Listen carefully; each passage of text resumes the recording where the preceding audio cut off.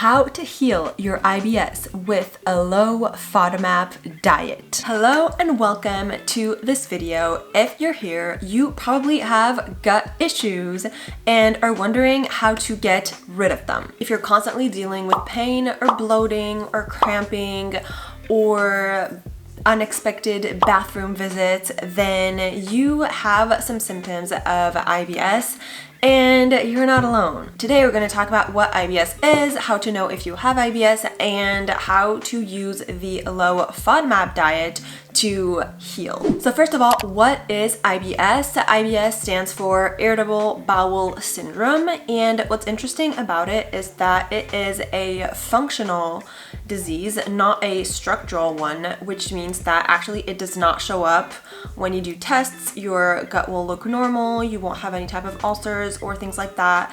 Nothing will show in your blood tests. The diagnosis is more going to come from the symptoms that you experience, and some of the common symptoms are bloating or abdominal discomfort or even pain, and sensitivities to certain foods, and either like constipated or have diarrhea. And this affects about 10 to 15% of the population, so it is very common. IBS doesn't have a single cause, but contributing factors to IBS may include having a hypersensitive gut, so meaning your gut is going to overreact when it is stretched or when there is gas. You can have a gut-brain axis miscommunication and your vagus nerve, which is the nerve that connects your brain to your gut. There's going to be like a miscommunication there.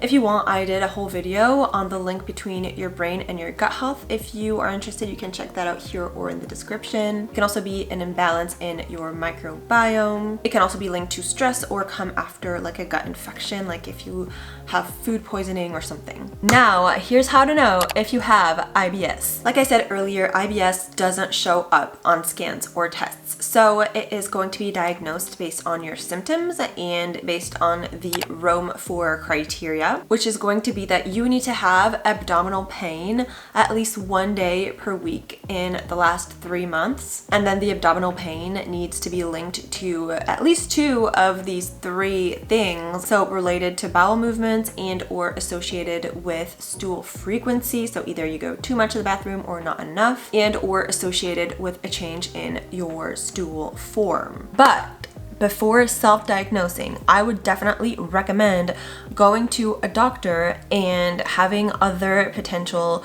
issues ruled out. And also you should definitely see a doctor if you have certain more severe symptoms like blood in your stool or like night sweats or unexplained weight loss, or if your pain is like extremely severe and persistent. Go see a doctor. And then other diseases you can ask your doctor to rule out, because you can actually test these, are irritable bowel disease like Crohn's disease for instance. And you can also ask to test for SIBO, which is small intestinal bacterial overgrowth, because you can actually do a bacterial test for that one. And there are other things as well that you can get checked, like your thyroid and like your, if you have like endometriosis, that could be the reason why you have gut issues as well. So if you have these symptoms and you've ruled out all of this and you don't really know what you have, then chances are you have IBS. And one of the most effective ways to manage IBS is to do the low FODMAP diet. This is a scientifically backed approach.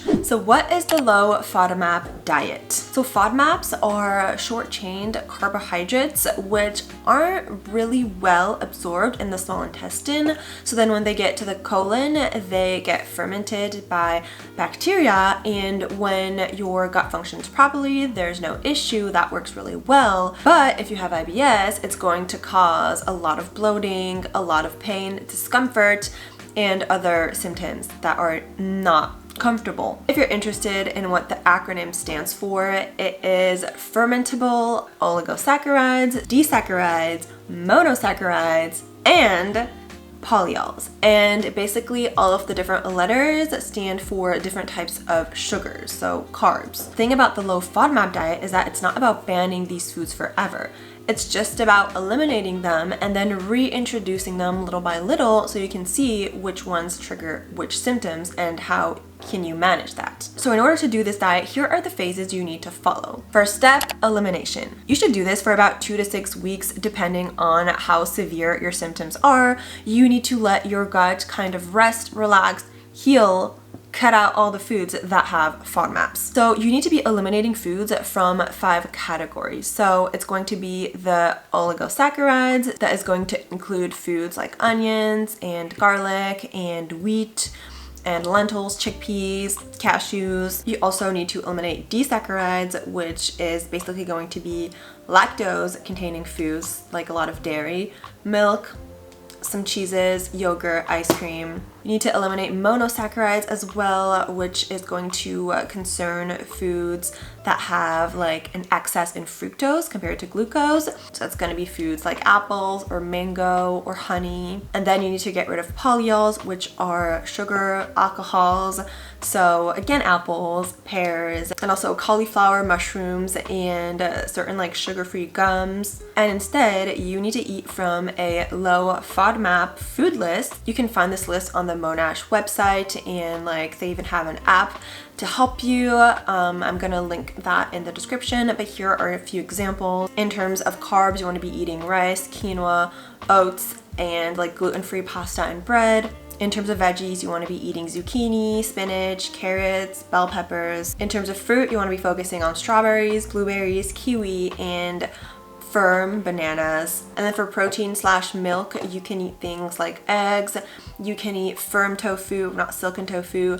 For cheese, you can eat hard cheeses like cheddar or parmesan. And you can also drink lactose-free dairy or also almond milk. Now, what about gluten? This is a question I get a lot. A lot of people think that people with IBS are also gluten intolerant, and the answer is kind of like no, but yes. So gluten is actually not a carb. Gluten is a protein, and it is not part of like the FODMAPs because it's not a carb. However, what is a FODMAP is a fructan, which is an oligosaccharide, and this fructan is also found in foods that contain gluten, like wheat. So this is why if you eat gluten, then you will be eating the fructans and you will get symptoms. But it's not the gluten directly, like they don't make fructan-free pasta. So that's why you can do the gluten-free. So now what you want to do is you want to stick to meals that include the low FODMAP foods and that exclude as much as possible the FODMAPs food. Remember, this doesn't have to be perfect. It's more like a dose thing. So if you're eating very small amount of FODMAPs, that can still be okay. Now it's time for phase 2, the reintroduction phase. And this can last about 6 to 8 weeks. Once your symptoms have stabilized and you feel better, now you're probably confirming that you do have IBS and that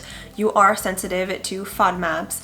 Now, you don't want to cut out FODMAPs forever. It's time to reintroduce them, but there is a way to do that. So what you want to do is there are different FODMAP groups like I talked about based on like each letter, and they represent like a group, and what you want to do is you want to test one food from each group. You don't have to test all the foods because one food per FODMAP family is usually going to be enough. You need to choose one food from each FODMAP group that is going to be high in the targeted FODMAP, low in the other FODMAPs, and also like easy to portion out so that you can like increase it gradually. So here are some examples. For the oligosaccharides, there are going to be 2 categories. There's going to be the fructans and also the galacto oligosaccharides. So for the fructan category, you can try onions. Cooked onions specifically is going to be a little bit less of a trigger. It's rich in fructans, which is what we're testing for, and low in other FODMAPs, so that's good. So what you want to do is on the first day that you reintroduce it, you want to have a very small portion of it.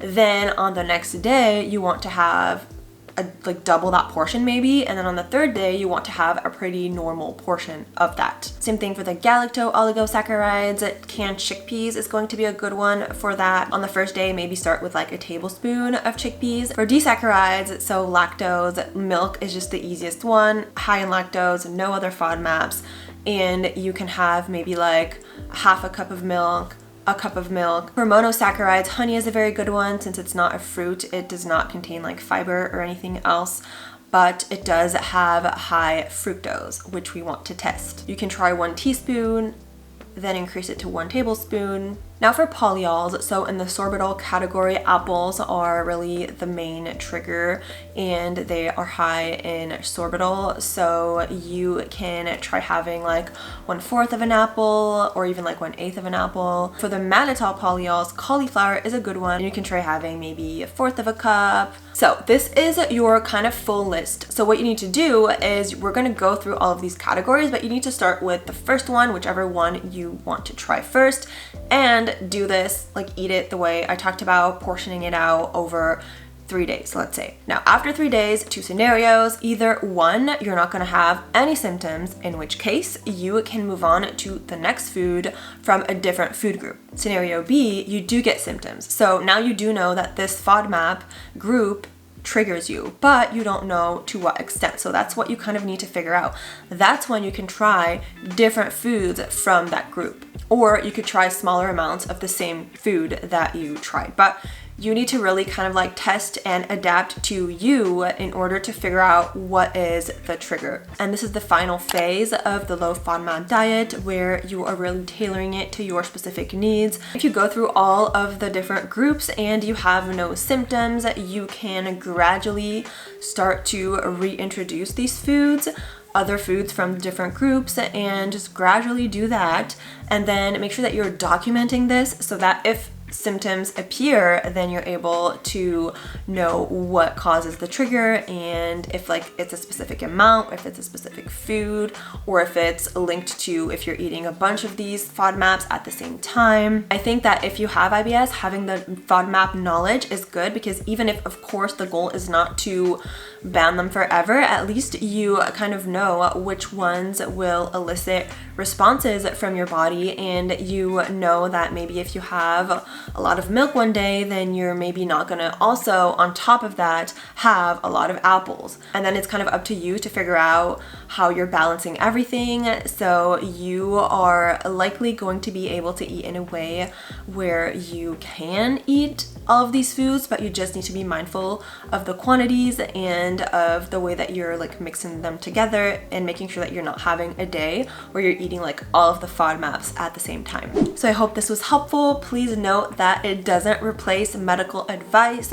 If you have symptoms that I talked about before, you can definitely go see a doctor. You should definitely go see a doctor, and don't do any drastic diet changes without medical advice, of course. But I still hope that this low FODMAP guide was helpful to you. And if you enjoyed this video, don't forget to like it and subscribe, and see you on my next one. Bye.